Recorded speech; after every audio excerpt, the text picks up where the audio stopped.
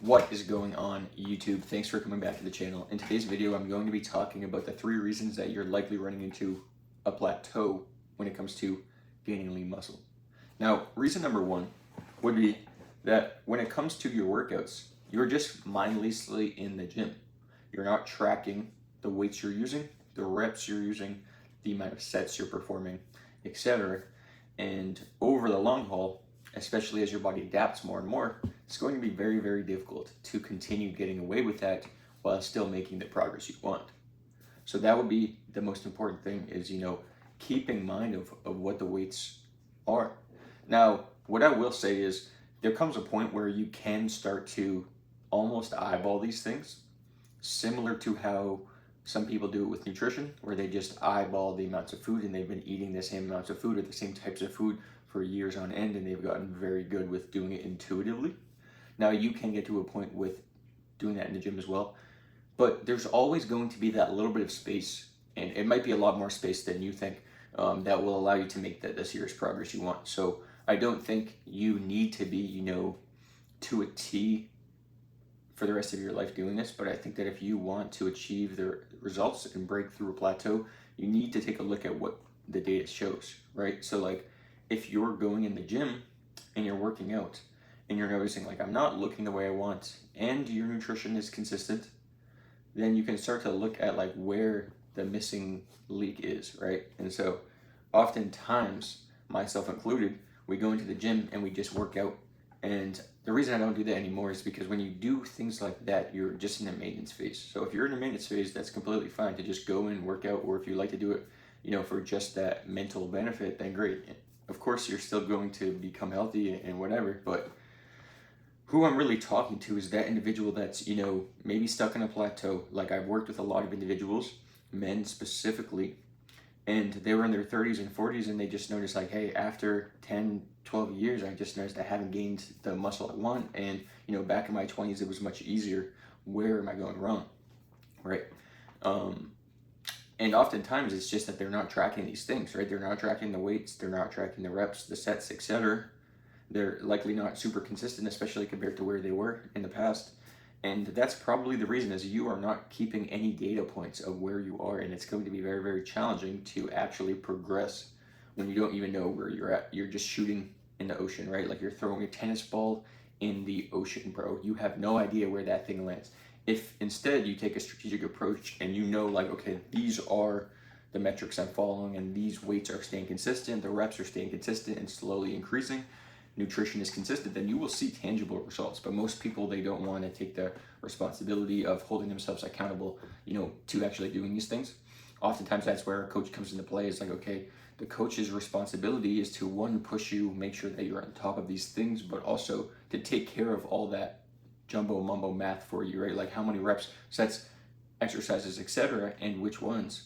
Because we don't want to be spending time in the gym, like wasting our time. Like, you can get to a point where you're not even working out for more than an hour a couple times a week and you're getting in phenomenal shape just because you're doing the right things with a strategic approach precisely. And like, you're getting the most efficiency from it, right? So you're not sacrificing your life, to make this progress. And that's oftentimes where people think they have to choose one or the other, right? You either have to commit to, this is what people think a lot of times, and myself included in the past, we have to commit to like, I'm going to have no social life. I'm going to eat extremely strict and honestly restrict myself from foods I enjoy, for this whole reason of trying to get in shape. And then it's like, you aren't being social with people. Like, what's the point of getting into shape if you can't enjoy your health, right? So I think some people think it has to be on that one side where it's like you're eating 5 to 6 meals a day and it's just chicken and rice or ground turkey and whatever, potatoes. Like, one, you can get to that point and enjoy it, but two, you don't have to, be, this robot in a sense where you're doing the same things over and over. You can get to a point where it is enjoyable. And that's oftentimes why, like people do it more and more, is because they enjoy it. But the other side of that would be like, like you having no control over your nutrition, kind of where you're at right now, like not tracking these things, mindlessly kind of just aiming, wandering in the dark, and also frustrated as, why you aren't where you want to be, right? And maybe you think, okay, let me go to that restrictive side. Let me go to that approach where I just cut everything. And you probably notice that you will bounce back and forth between these two sides oftentimes in your life, especially if you've tried to, take a step in the right direction with your nutrition, your fitness, and you wanted to, like, maybe one day, like, this is the week I'm going to get into shape, right?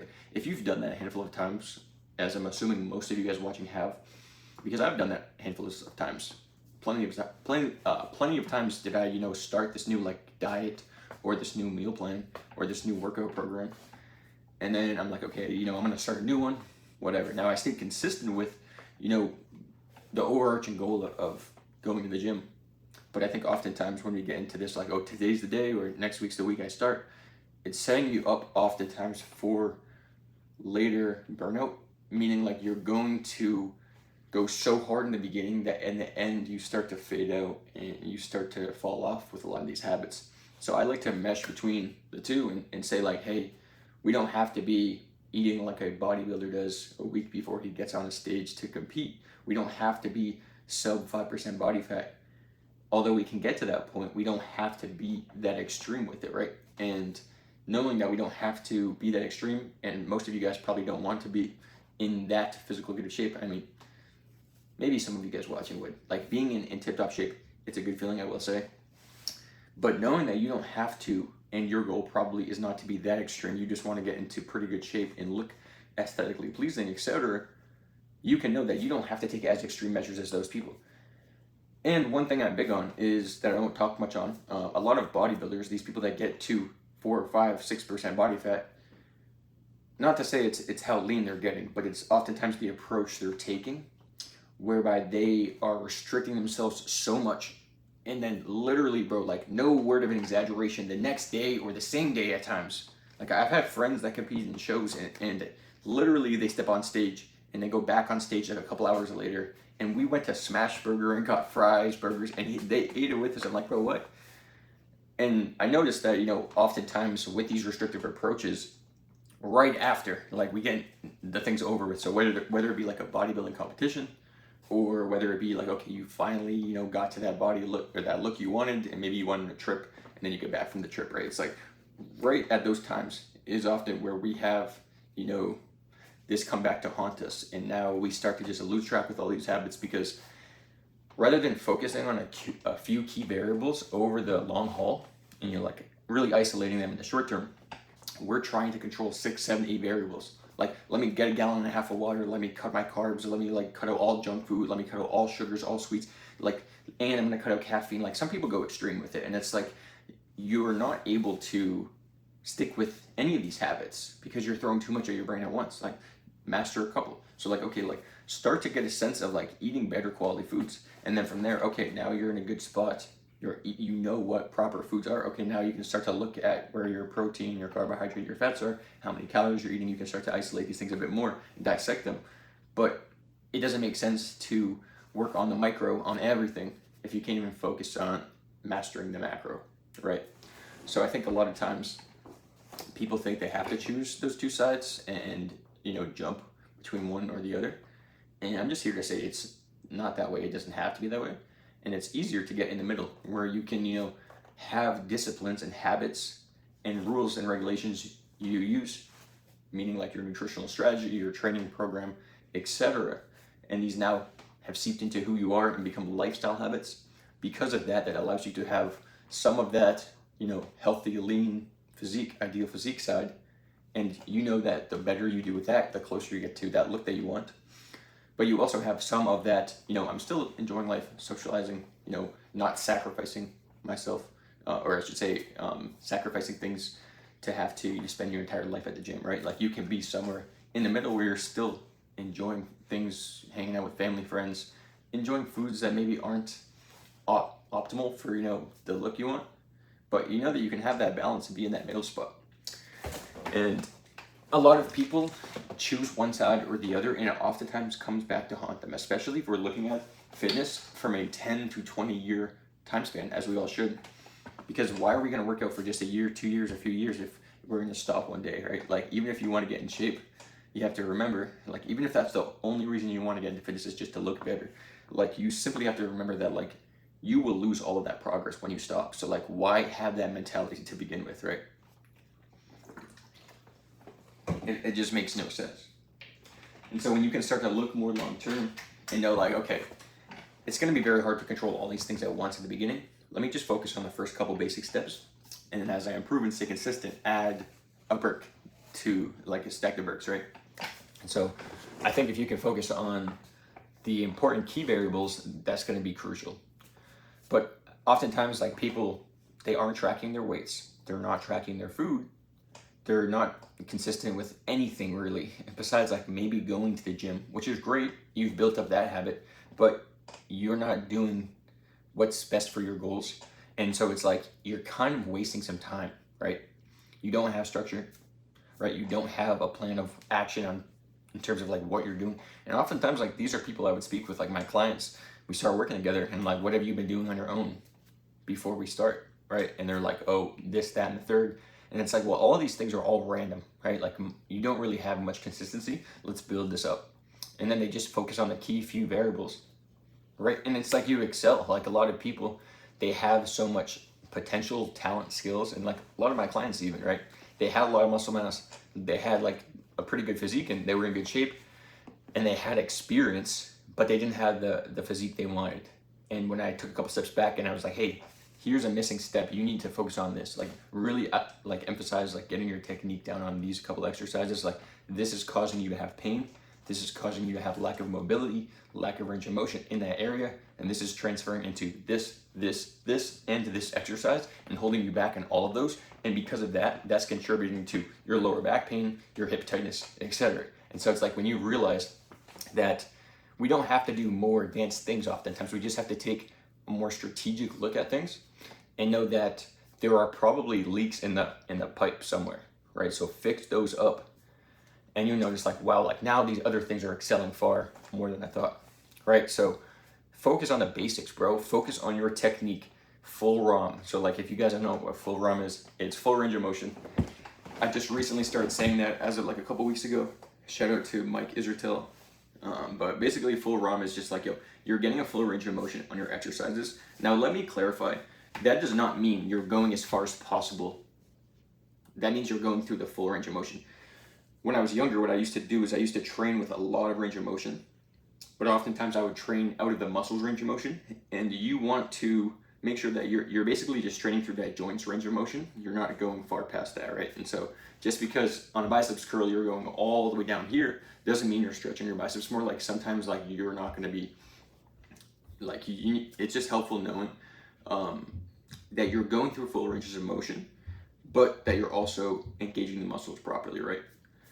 So like that's a big thing, is like you'll focus on your technique, focus on making sure the exercises you're doing are correct, and also focus on knowing how to move properly. If you're doing, for example, a deadlift or an RDL or some sort of hip hinge movement and you're feeling a lot of lower back pain, back tightness, etc., or even if you're just not feeling it in your hamstrings, you're probably doing things wrong. And so like that right there might be a sign of like, okay, because I'm not doing this one exercise, say a stiff-legged deadlift or a hip thrust or whatever, since I'm not doing it properly, because of that, my lower back, glutes, hips, hamstrings, forearms, lats, back, arms, a bunch of muscles are just, being depleted and are weaker because they're not being optimized. And it's like if you just made that one tweak, focus on that one exercise, all these things carry over.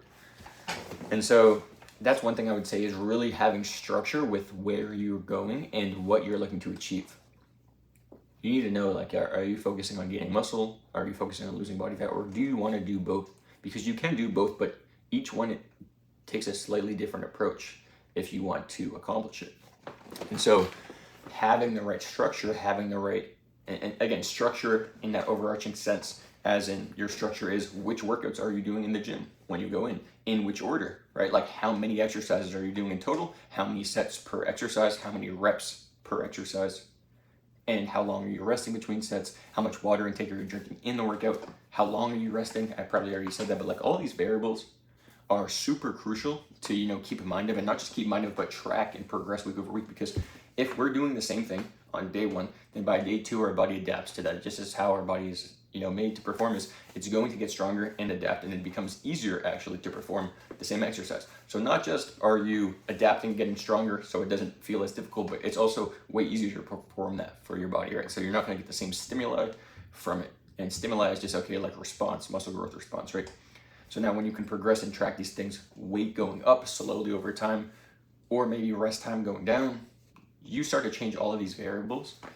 Similar with my original point, focus on one variable at a time, but once you can get all of them down and wrapped up, now you can change these variables and you can literally create the physique that you want, and you can break through the plateau that you want. But it starts with having structure. So knowing what you're doing, how you're doing it, and also staying consistent with it. And that's the main thing, is a lot of people don't hold themselves accountable.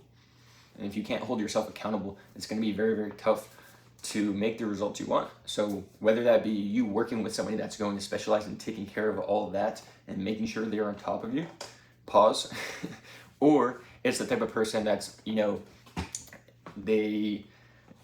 they think like, okay, I can do this all on my own, then you have to will your way into doing that. And I think similar to my black and white and my all or nothing perspective analogy earlier, you can be somewhere in the middle where you have people helping you, holding you accountable, but you're also holding yourself accountable. And that honestly is the type of clients I typically work with, are people that, one, know that they have to do their part, and two, are willing to work together and make better progress. And so if you can have that proper structure, then you will have the results you want. But not just do you need that structure in the gym, you also need that structure in your nutrition. If you can prioritize protein as opposed to carbohydrates and just implement more protein, it's going to keep you much more satiated. It's going to keep your cravings at bay because it's not going to spike your blood sugar like that. And in addition, you're going to build new muscle mass. And so when you have your protein targets high, not only is it cutting off the feelings of cravings and the other foods from potentially coming in, but it's also increasing the amount of protein you have in your diet every single day. And when you have more protein paired with the strength training, that's when you're going to build more muscle mass. Building more muscle mass is super important for the first reason that having more muscle mass on your body, your lean mass goes up, right? So the amount of muscle goes up and the body fat goes down. Why is this? Well, the more muscle you have on your body, the easier it is to burn body fat, because muscle is going to burn far more calories at rest. So when you have this muscle on your body, you need to be fueling that muscle to keep it, right? So like your body's going to tap into body fat stores as energy, and that fat will start to feed the muscle, right? Especially if you start off at a point where you're on the leaner side and you build up from there, it's going to just be a walk in the park. But on the other hand, if you have some body fat stored up, maybe you're looking at 25 to 30% body fat or higher, if you can focus on bringing your protein intake up, it's going to allow you to maintain and gain new muscle. And now because of that, that will help you start burning more at rest every single day. And then you're going to start eventually with some time priming your metabolism, and that will get you to the point that you can tap into fat stores as energy. And that's a sweet spot where now like your metabolism is in a good spot and your body is using these fat, using the body fat as energy, right? And when we can start to keep our protein high over time, even after 5 to 10 days, we notice, cravings just cutting out and we're not having these sorts of foods. So if we can, A, cut out the trigger foods by B, implementing more of the protein, which makes it so much easier because, again, if you're cutting out the trigger foods, but you're still having the cravings, it probably will suck. But if you cut out the trigger foods and instead just eat more of the good foods that don't give you those cravings, then it's going to be a walk in the park. And so if you can get your protein up and cut out those other foods, those processed foods are going to be things like, really any starchy food that's not a fruit. Like fruits, even to an extent, will spike your blood sugar, but it's going to be so much better off than having something like, pizza, dough, these like oily foods. You just want to try to stay away from them. Sugars, artificial things. Again, not because that food is bad necessarily. Yeah, that's not maybe the most nutrient dense option. What's more of a problem is that food causes you to eat other foods, and that is the main reason that you should avoid those sorts of foods. Is because it's not that the one time like donut is going to kill you, it's that you're going to have the donut and then the donut's going to make you crave more carbs and your body's going to look for more sugar somewhere else, and then next thing you know, you're going to have an energy drink or something with sugar in it or a candy bar, and then now you're like, okay, you're just going in this cycle and you're giving your body just fast, quick sources of energy, but you're not giving it nourishing energy that's going to be sustained over the long haul like protein would. So because of that, you're just like, damn, I'm hungry, and you just have cravings through the roof. And because of these things, like your hormones just start to get all flustered up. I saved myself there. But they just get all flustered up, and really like during this time, like your body becomes so much less susceptible to building new muscle, and it actually starts to store more fat, and you're just going to start to not look the way you want. So if you can cut it out from the beginning by eating more of the protein, then you're in a good spot. And that doesn't have to be bland chicken breast. That could be like a good steak, right? Like beef stew, like eggs, all of these sorts of things. Eggs aren't typically looked at as a protein source because they have a lot of fat in there too, quality fat, like the healthy fats. But it's just an option, right? Like fish, salmon, cod. There's so many different foods that you can find that are high protein.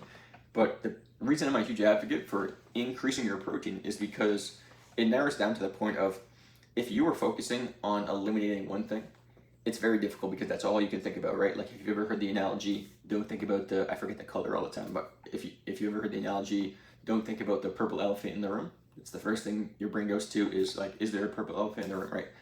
Now, if you can have the opposite approach as to like, okay, rather than focusing and thinking about the problem and the thing I'm trying to cut out, focus on the variables that are going to naturally allow that to flush out, right? So if you're focusing on like just targeting protein, like I'm gonna hit 150 grams of protein, for example, then you go by a week and you're like, okay, I hit my protein every week, but like I didn't even realize until just now I also didn't eat any of that junk food because I wasn't paying mind of it, right? And so I think if you can look at the important things like getting protein up, knowing it's going to take care of that problem of you eating this crappy food, then it's going to help out so much.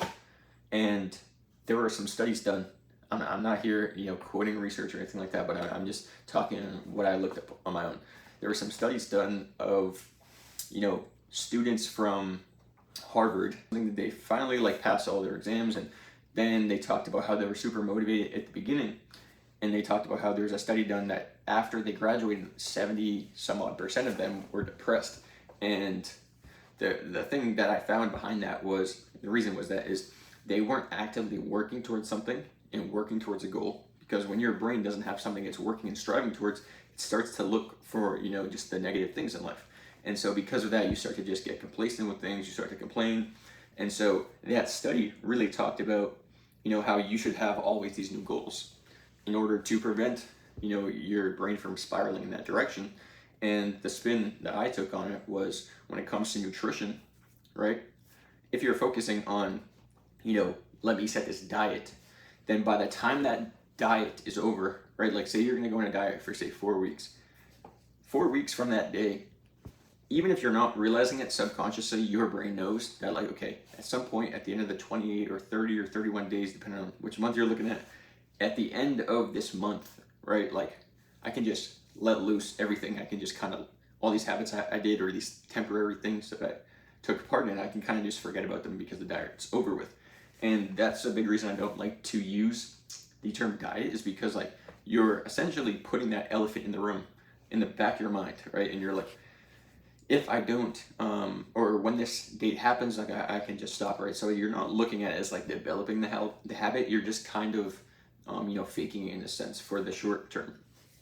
And so that's why I'm a big advocate for focus on emphasizing your protein intake, and know that like, okay, if you eat some of the foods that aren't ideal, it's not the worst thing in the world. Don't beat yourself up over it, but like focus on the good, and naturally the bad starts to flush out.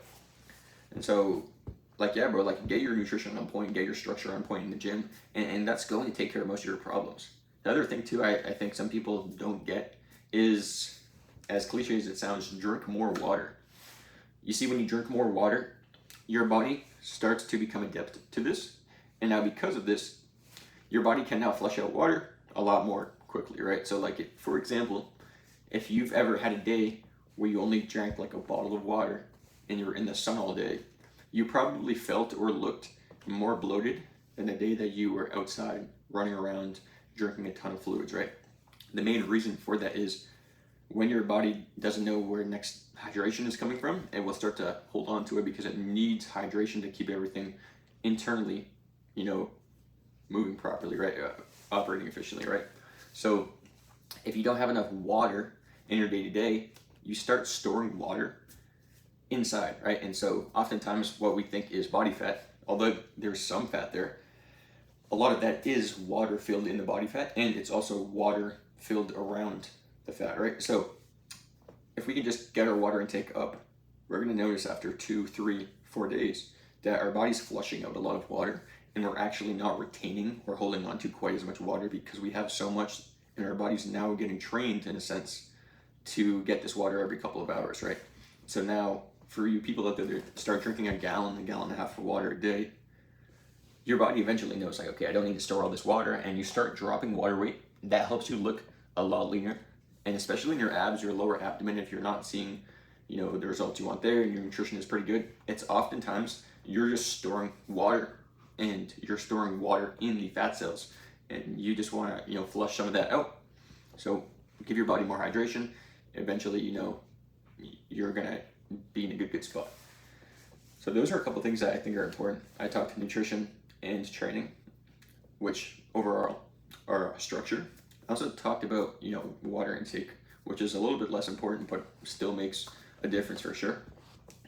The next thing I want to talk about after structure is accountability. So like holding yourself to these things, doing it over the long haul, making sure that you're following through and that you're tracking and taking, you know, making sure you have the progress so that you can look back on it and continue go, right? So like when you're tracking these things, you can now set higher goals.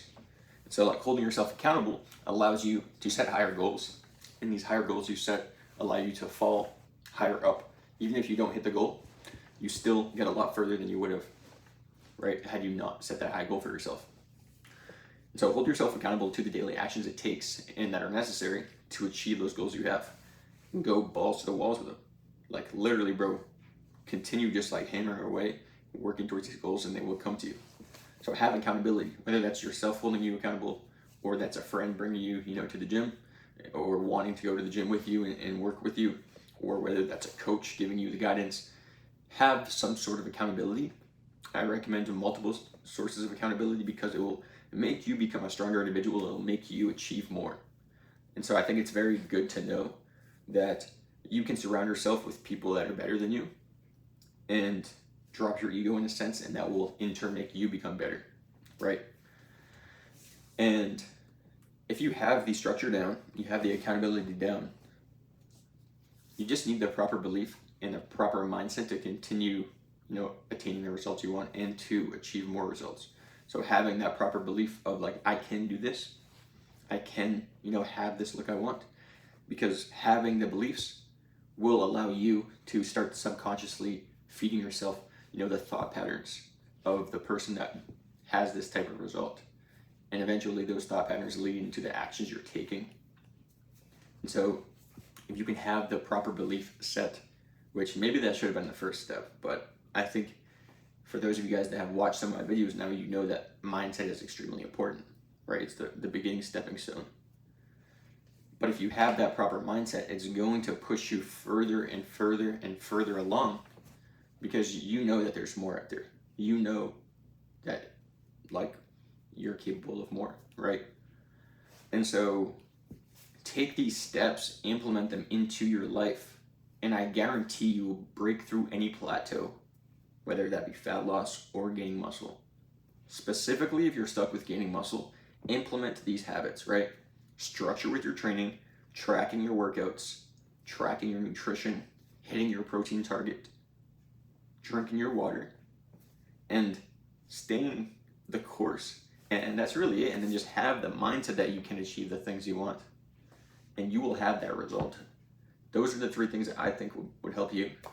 And these are things that I think could be applied to other avenues of life, right? You have structure for where you want to go. You have accountability so that you hold yourself to it. And you have the proper belief and mindset that you can accomplish these things you want. You need to just take action, bro. I appreciate you guys coming to the video. And if any of you guys resonated with this video, then drop me a comment and let me know. And for those of you guys that want to check out my Instagram, it is jstroudfit. I'm going to put it below. And appreciate you guys.